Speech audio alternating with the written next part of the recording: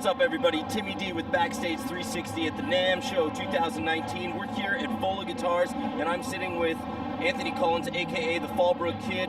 Anthony, how's it going, Hey, bruv? man, how you doing? Good to see you again, man. You're rocking and rolling. In about 5 minutes, you're going to be taking this stage right behind us and giving us a demo. But before we get to that, obviously we know you're holding a guitar. Walk us through this. Walk us through what you like about the Vola Guitars and how you got hooked up with them. Yeah, so this is a Vola Quaint Velocity guitar, and it's like, I like it because Let's show the camera. it just sounds like a tank. It's just the way the pickups are wounded. It sounds so fat, and just the body, like, here, feel it, like, lift it. It's a pretty heavy guitar. That's like twice as heavy as like a Gibson. But that's a beefy guitar, man. Is that what drew you to it? Is just that fat sound? And the neck, the bird's eye maple neck, and just it's really fat, like, so it feels similar to the older, you know, like the 52 tellies, or, you know, just the old school, you know, Fenders. Like the heavier woods. Yeah. But these are just awesome. So it just, like I said. Yeah, go ahead. Like I said, just the tone is just it's great. It sounds like a vintage guitar to me. Like, Can we look forward to the new records having this being played on it? Yeah, of course. I've been playing this guitar, like, not just this guitar, but like other guitars that they have, and just, yeah, I'm definitely, when I go and record my other album, hopefully coming up, like spring break, I'm definitely going to be using these guitars. Rock and roll, man. This one's got some wear and tear on it, man, so you've obviously been hammering it out. No, it's just, this is a relic model. See, I just set you up for that? Yeah. They do relic models. Yep. You can check out Vola Guitars. They have relic models. Like, it's good. They call that a segue. How can we get in touch with your music as well as check out the Vola Guitars? Well, you can find me at anthonycullins.com, and on there it has all my other platforms, my Facebook, my Instagram, just everything. And then Vola Guitars, you can look up volaguitars.com, you know, and yeah, then they have a location in Escondido, California, actually. And what a beautiful location it is. Dude, Anthony, thank you so much for hanging out, man. You rock and roll. We'll see you in a little bit. Once again, Timmy D for Backstage 360, for Anthony Cullins, rock and roll.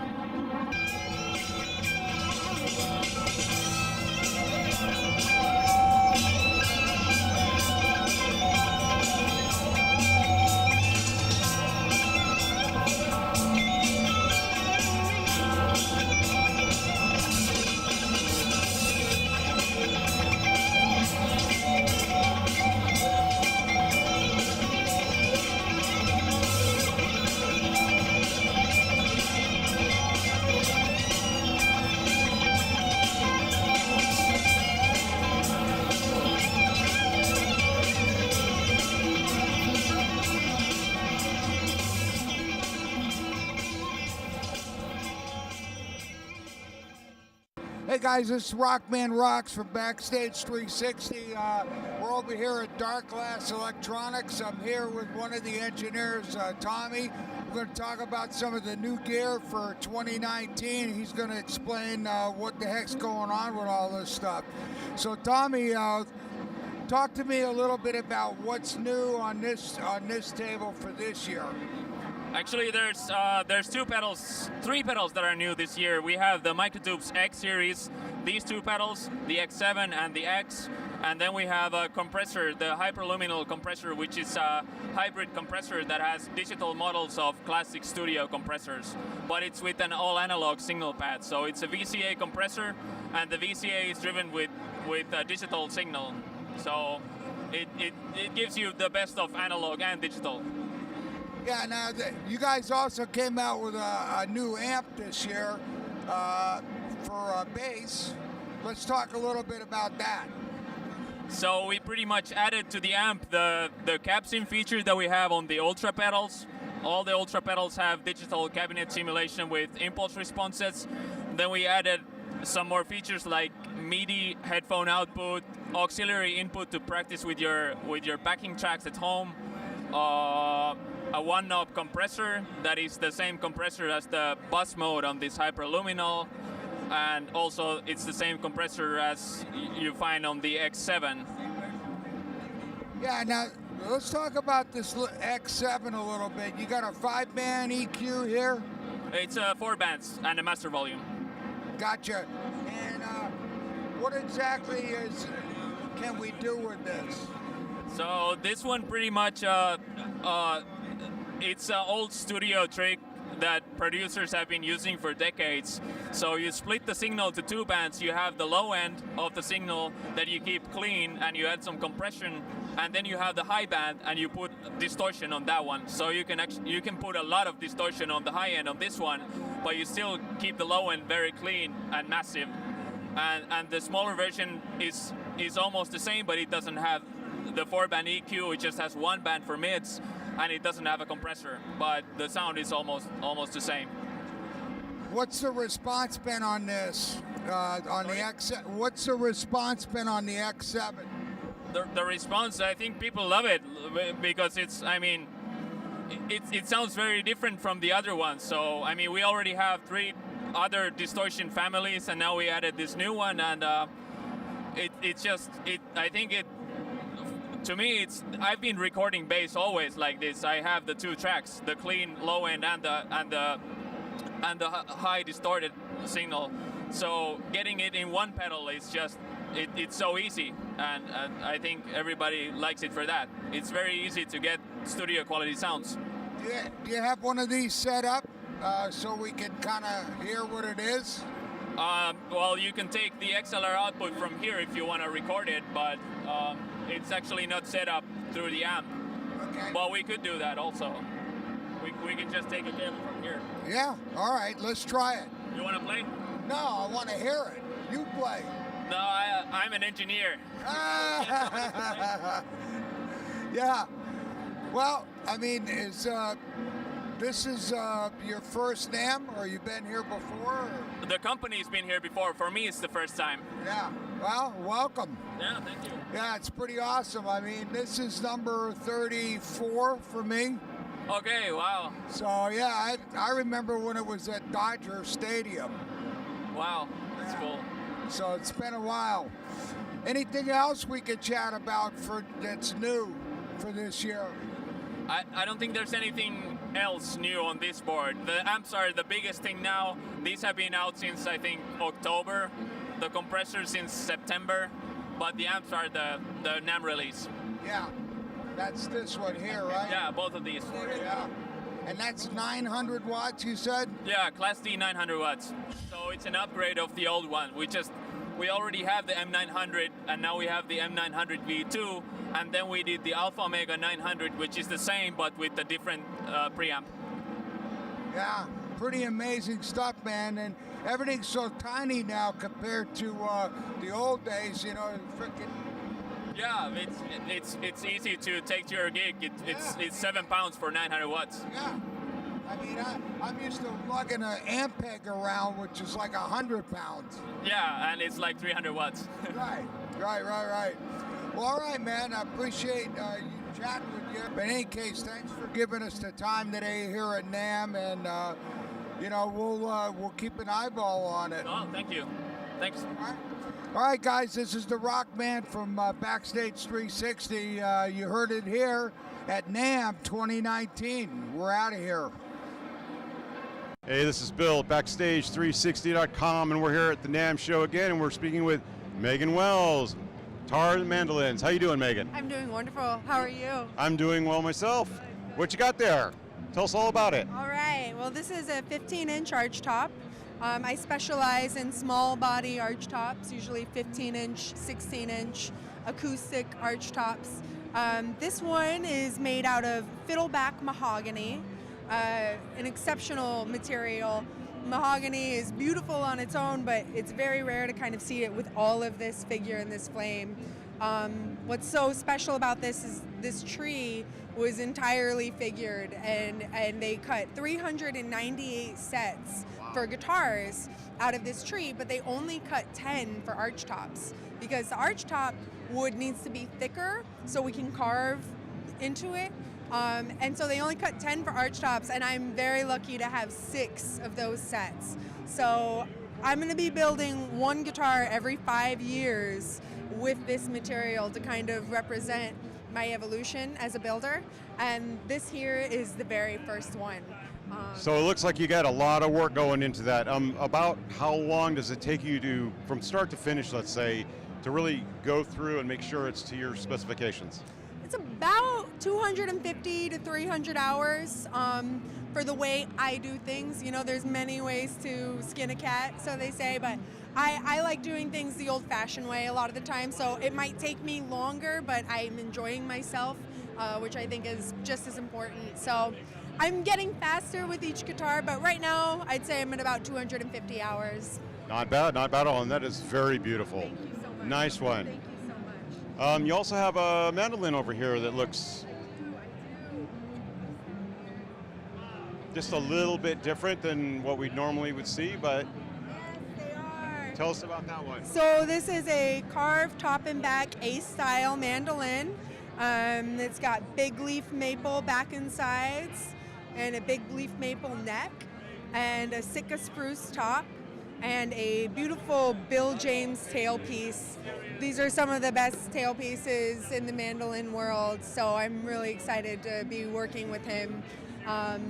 And I've just recently, over the last 4 or 5 years, started building mandolins. I've been building guitars this is my 14th year building guitars. But a few years ago, I fell in love with a vintage mandolin and kind of dove into the history of mandolins, and mandolins and archtops are deeply rooted together. So I was really inspired to start making mandolins because I figured if I could make a great mandolin, it would make me a great archtop builder. So Well, how is like, I don't know, customer demand for these type of I would say slightly long-term, non-factory made guitars that you hand build basically? right now things are pretty busy. I'm very, very thankful for that. I've got about a 12-month waiting list, and I'm just a few orders from that growing to 18 months. So things are busy, and I'm very thankful for that. It's taken a very long time to get to that point, but I guess I'm actually at a point where people like what I'm building, which is a great feeling. So Well, they're very beautiful. And where are you located at? I'm in Forestville, California. That's a little town tucked in the Redwoods in Sonoma County, just north of San Francisco. So how can people either order your order or put in a custom order or have you build a suit? How do they find you? You can contact me directly through my website, which is MeganWellsGuitars.com. And I mainly deal directly with my clients. There's nobody in between. So when you want a Maegan Wells guitar or mandolin, you're dealing with me the whole time. I am the only one who touches these instruments. I do absolutely everything myself. So you can just contact me directly through my website. You can also follow my work on Instagram. My Instagram page is Maegan Wells Guitars, and I'm always posting pictures of, my in-progress projects and all sorts of inside of the instrument photos, the things that you never get to see once it's a completed instrument. So sometimes people like to see the back-end factory work of what goes into a specific stringed instrument that they're looking for, and that's really cool. It's true. That's kind of my favorite part, or all the things that no one will ever see are almost the parts that bring me the most joy. So I love being able to have a way to share that with people. So excellent. Yeah. Well, Megan, thank you so much for having us. These are beautiful instruments, and so glad you had some time for us. Thank you. Thank you so much. This is Bill at Backstage360.com. We'll see you out on the floor. Hey, this is Bill, Backstage360.com here at the NAMM show, and we are with Al Bane from Bane For Leather. and Vampire Rockstar Clothing, Pamela Vandervelde. thanks for coming by and checking us out, and we're checking you out to see what's going on with you. What's happening, Al? We're just cruising around the NAMM, making friends and influencing people. We're out here to say hello and let people understand and know what it is that we do. So, for those who don't know what you do and haven't heard of you, what is your company all about? Well, Bane For Leather is a custom leather shop where we custom build rock and roll stage clothes for the motion picture and music industries. And you've got a pretty clientele. You've been doing this a really long time. Well, I've been in the business for about 38 years now.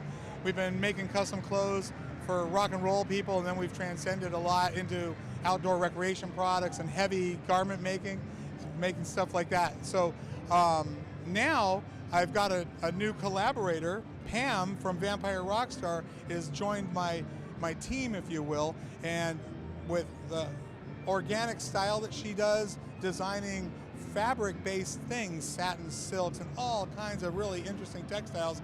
She makes all these wicked things where my stuff is kind of a one-trick pony. It's just leather, denim, kind of really straightforward rock and roll stuff. Pam has got this organic versatility, so I'm trying to learn some of that from her and incorporate some of my formal stuff. So we're giving Pam an opportunity to spread her wings with my stuff, and inversely, I get to join with her. What a move. That is genius. Learn a little something from the youngin'.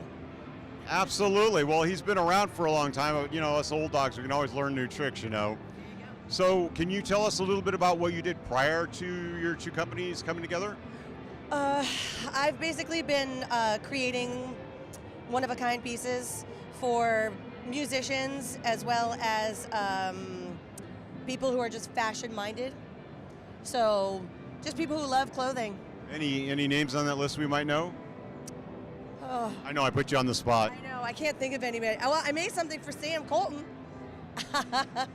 He looks good. He looks great.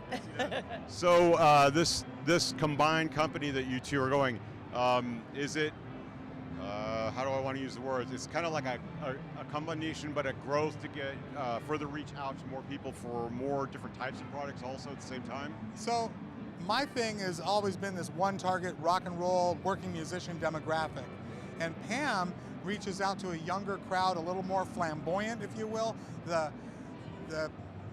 cutting edge folks.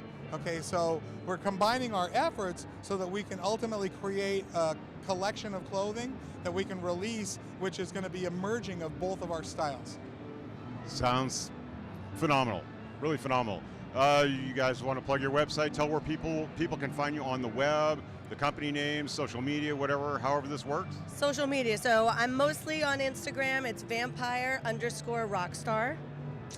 That's pretty much it. And my social media thing, I've got two Instagrams, Al_Bane, and then Al Bane For Leather. And then I do a lot with my Facebook profile, so I've got two there as well, Al Bane, and then Al Bane For Leather. And we've got a little website, albaneforleather.com, the whole trip, the traditional stuff. Now, can people come to that website and do custom orders or custom specifications, or is it something that you deal with them directly when you're doing this? The custom thing tends to be one-on-one, face-to-face. We kind of try to really get into the vibe of what the particular needs of the client are. So a website is almost impossible to do that. We really need to sit together and look each other in the eye and sketch stuff out and really get the vibe of whatever that particular client's trying to do. Excellent, excellent. All right, well, I'd like to say thank you to both of you for coming by and talking with us for a few minutes. I know it's not guitars or drums or anything like that, but it's just as important. It's a part of the music company. Cool. Still just as cool. This is cool. Bill at Backstage 360. We'll see you on the floor, and thank you two for coming out and seeing us. We Right on. really Thank you very much. appreciate it. Thank you, Al. Thank you.